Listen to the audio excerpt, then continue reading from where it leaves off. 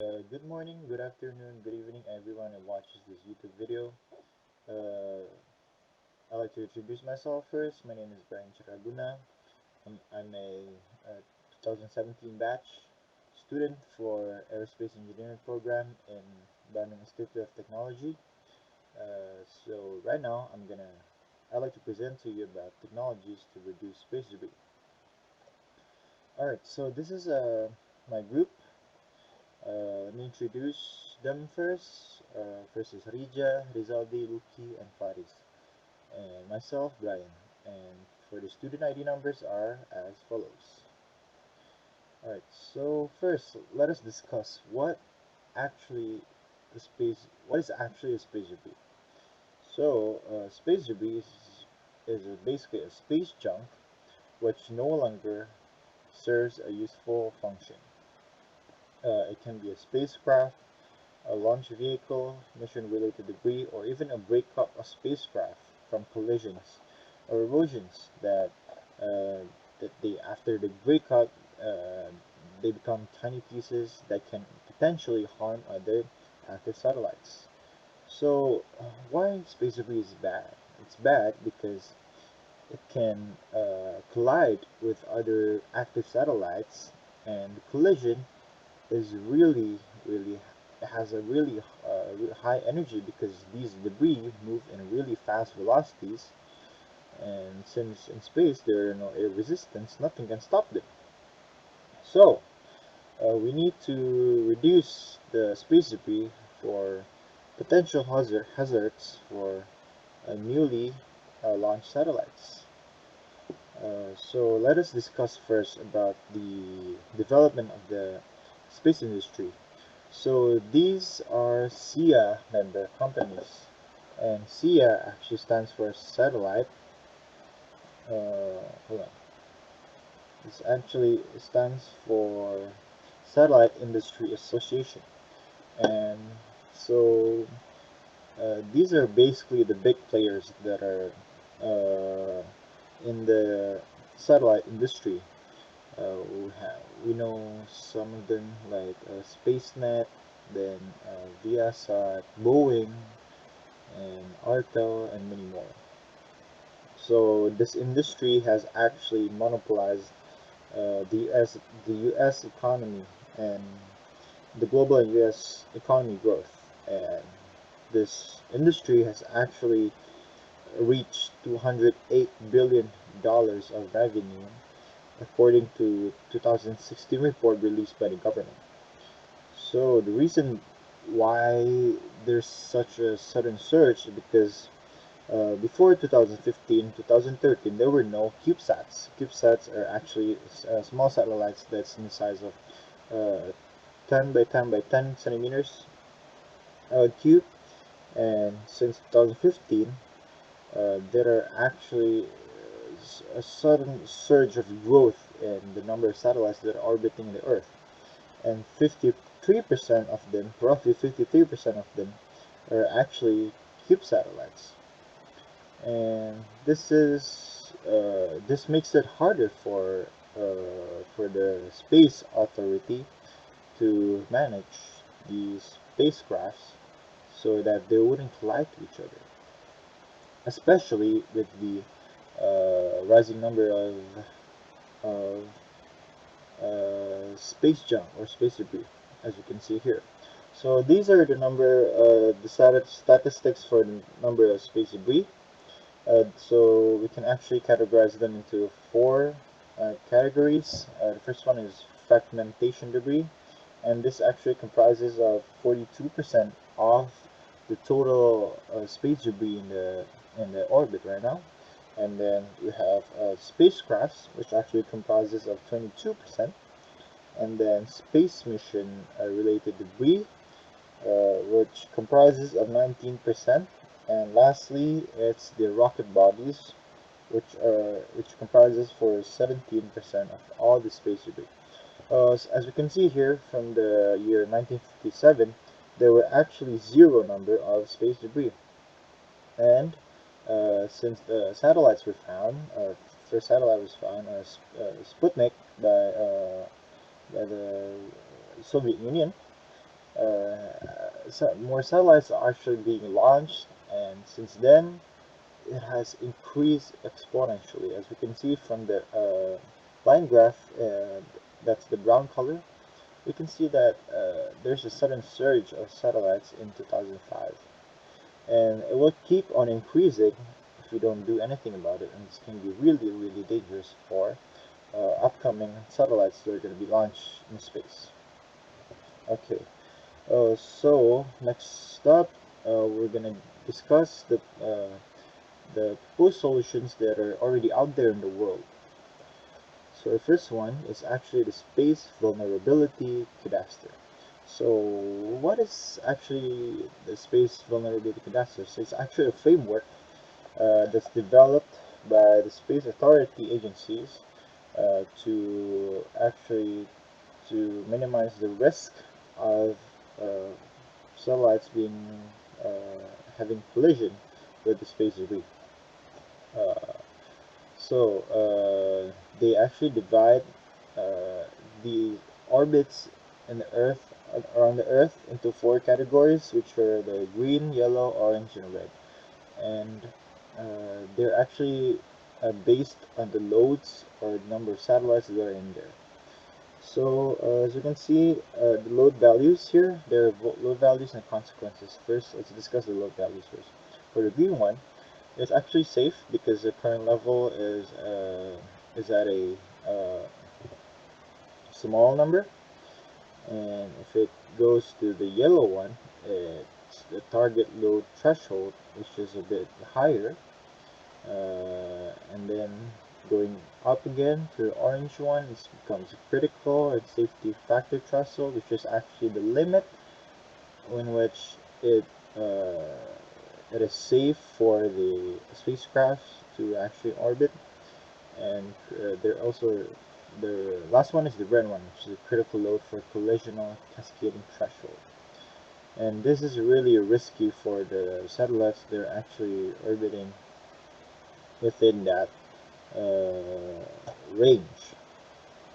So as you can see, as time goes by, vulnerability evolution over time,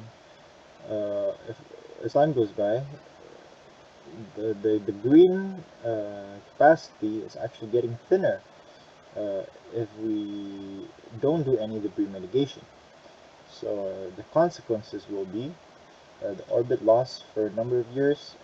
That's for the red one, and unacceptable operational risk, such as the Kessler syndrome. So the Kessler syndrome is basically when since there are more space debris, and since there are more space debris, the possibility of them hitting each other is actually a lot more, and after possibly higher, so the reality, it's actually going to be higher, and since it's higher, there will be more space debris, and since there will be more space debris, the probability is getting even higher. So it actually increases in exponential growth for the possibilities of collision, and this is really dangerous for spacecrafts. And then for the green one, we need to keep the total orbit carrying capacity at a green level, because that's the acceptable operational risk. So over time, researchers from NASA, ESA, Roscosmos have the capacity to understand this risk, and therefore they will determine the loads at each orbit, and then they will map out the orbital risk map, so that stakeholders which are planning to launch their satellites can actually choose the safe orbit in which their satellites can function safely. And because of this framework, it is really beneficial for the space industry, since there is now a standard, and the authorities can have the power to actually punish companies and governments that are violating the laws. So next one is Clear Space One. This is actually a project called the not project, as a mission called the Clear Space One. So this is basically a technology demonstration satellite in which it's goal is to remove space debris. So there are 3 stages in this mission. The first one is the rendezvous, which is the meeting of the satellite, the Clear Space One satellite, with the space debris. So to do that, the satellites actually have an onboard visual recognition software that can actually detect and track uh, the space debris, in which then we can move to the second step, which is to capture these satellites. No, I mean these debris. So initially, the first proposed idea was that these satellites are going to have claws that can actually grab these space debris. But then they thought that it was actually ineffective because they can only carry a little number of space debris. So there was another idea came up, which is to have a net in which it can actually capture a lot of space debris in a shorter amount of time. And so this is actually more agile and reliable to be used.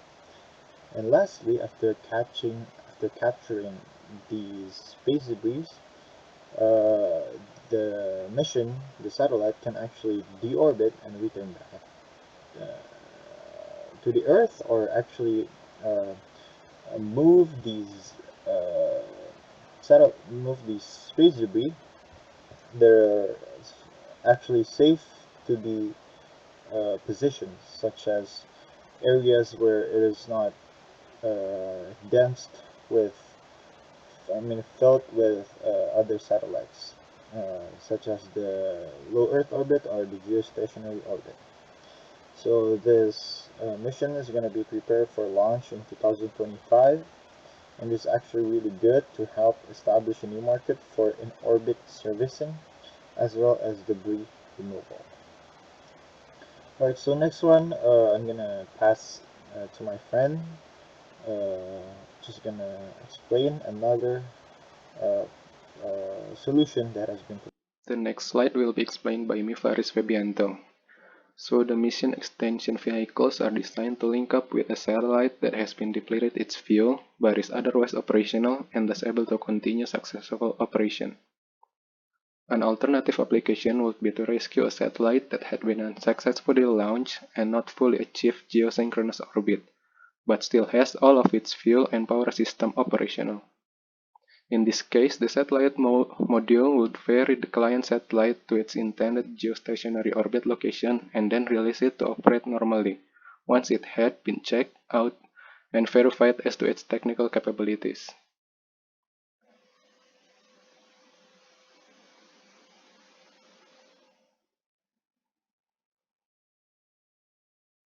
In this video, I provide 3 examples of satellites that serve this function. The first one is Con Express Orbital Life Extension Vehicle. This is made by the Orbital Recovery Limited of the United Kingdom. It is designed to exploit the spare capacity of Ariane 5 rocket that exists in the conical section. With that limitation, the anticipated weight of the Con Express at launch will be 1400 kg, and it will be stowed in the Ariane 5 within a 2.6 meter diameter and 1.35 meter height conical shape.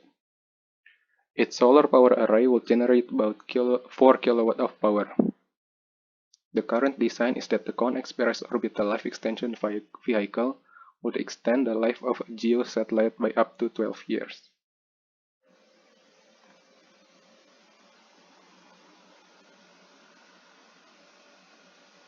The next one is Mission Extension Vehicle by ViviSat. It is designed as a simpler and supposedly less risky way to create an on-orbit servicing capability. It is designed so it could be employed by satellite owners to extend mission life and also help to dispose of geosynchronous satellites at end of life. The claim made by the manufacturer is that their docking vehicle could meet successfully with a higher percentage of the nearly 500 geosynchronous satellites that are currently in orbit, and it also can operate at lower cost.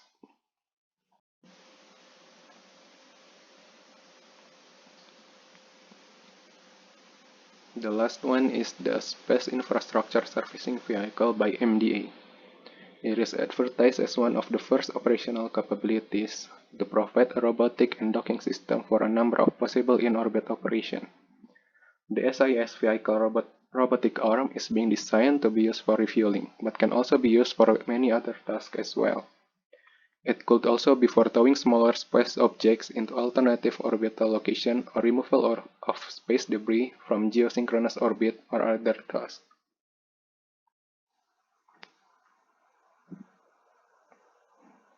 The technology for in-orbit surveys is now proven in a number of governmental and commercial systems, but the problem related to mission extension vehicles and spacecraft capable of active space debris is that there is currently a lack of a firm and growing customer base willing to pay for the construction and operation of such a new type of space vehicle. It seems likely that the system to extend the life of satellites via in-orbit servicing are likely to develop first. This means the active in-orbit debris would likely to evolve subsequently. This is Rija Akhal Hilmi, NIM number 136170018 speaking. This method for debris mitigation is called pyrotechnic approach for propellant tank destruction. Another way to mitigate the amount of the debris in low Earth orbit and those who enter Earth's atmosphere is by destroying it. As we know, one of the space vehicle sections that is hard to be decomposed is the propeller tank, as it comes from titanium and hard steel materials, as we see in this picture of NASA Mars Odyssey. This section, the second stage propellant, will be ejected when the vehicle finishes its second phase combustion stage.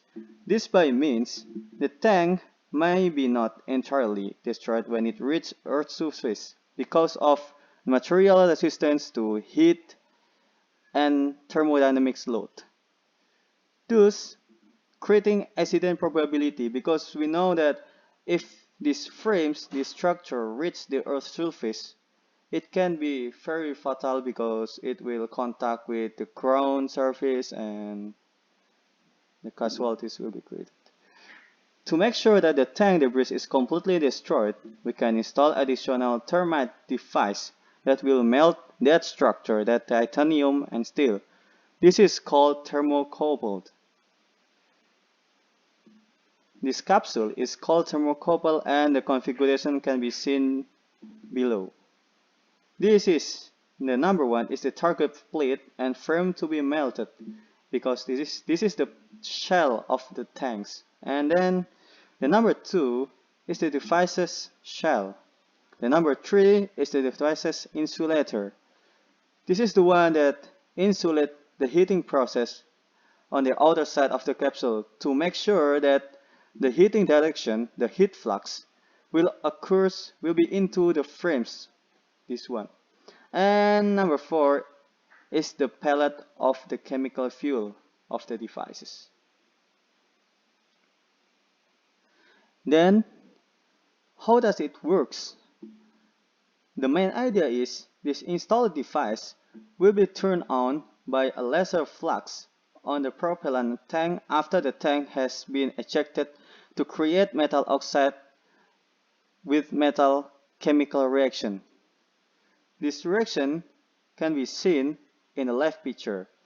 As we see, this device uses aluminum and cobalt-based material to make sure the reaction occurs. This reaction will produce a very high amount of energy, meaning that the surfaces or surroundings which are in contact with the reaction will get a huge increase of temperature. If the reaction is huge and long enough, the frame temperature which is in contact with the pellet will be high enough so that the melting temperature limit is achieved. Because of that, the material will be melted. Not only that, because the reaction will be continuous until the pellet has run out, the heat from the reaction will propagate, thus creating larger melting or perforating. This phenomenon will decrease the structure's rigidity, and by adding the thermodynamics loads from high Mach hydrodynamics load, because we know the tank is falling into the earth at high velocity at around 12 to 25 Mach number, we will expect the structure to collapse because we know the hole will be created, the structural instability and the heating loads, those will create some heavy loads. Yeah. The picture below this reaction, not below, on the right side of this reaction, shows thermocouple's position on frame. In this case, in the experimental specimen we see at the left picture, and the right side is on the simulation on ANSYS Fluent. As we see, the structure has been perforated by thermodynamic loads. Seen in this big hole, this is the hole that is created from thermodynamics load from hydrodynamics, because we know at high Mach number, the friction from the A and the frames will be high enough, the friction loads, thus creating some melting process. And because we have this device, thermocouples, this will create another hole. So in the meantime, when the structure is falling into the surface, this hole will be getting bigger and bigger, and the radius to be larger, thus creating further structural instability, as the theory goes. There, in the left picture, we can see how the device really works on the propellant tank shell. As we see in this picture, the device can be put multiply on the inner shell of the tank. We see that in this picture there are 3 devices installed. Note that we have to create a sealing mechanism good enough so that the device will not be broken or unexpectedly turned on at the space vehicle's launch, because we know if the sealing is not good, there will be another spoil and the accident will happen. We will install the thermocouples in several spots in the shell with reasonable space within by considering the structure and thermocouples capability. By seeing the right picture, this picture, we can see how it really works. When the reaction on the device starts, as we see in the middle picture, because of the laser flux, the hole from reaction will occur, as we see in these small spots, small lining spots, and a heat flux from thermocouples will be created. And as we expect, it will magnify the thermodynamic loads from hydrodynamic loads. This is the thermodynamic load from hydrodynamic load in the front we see, and it will be magnified seen by this straight line. This is spark-like high-energy beams. These beams will cover the shell surface, as we see in the right picture, and by adding the structure instability from these holes and high thermodynamics from the beams, we can expect that the shell will be destroyed quick enough before it hits the Earth's surface, thus minimizing the space debris.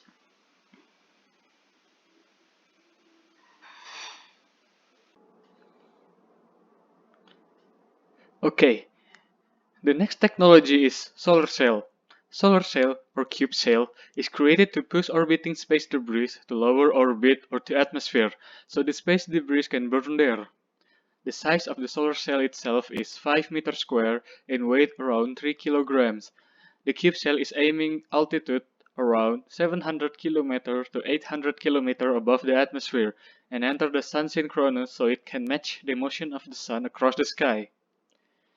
Cube sail will be a success innovation in the future because it is designed to able to catch the space junk and take them down.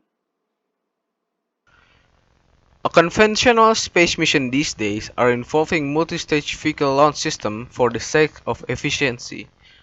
The problem with this mission is the collection of unused fuel tank and some stages just floating into the space. But sadly, most of them just going to be burned because of the atmospheric drag or just flying around with high velocity. Since there's no air resistance in space, the velocity are constant and have a little change during the lifetime of the debris, and the gravity is only have a fraction of the effect. This will result in the clutter in the orbit, causing more complication to the next space mission because the mission they need to find a way around the debris. So in order to not get damaged as the velocity of the debris is very high. With SSTO, short for single stage orbit spacecraft, there are no parts needed to be detached and the spacecraft itself can be used again in providing more cost saving. But there's a caveat to this.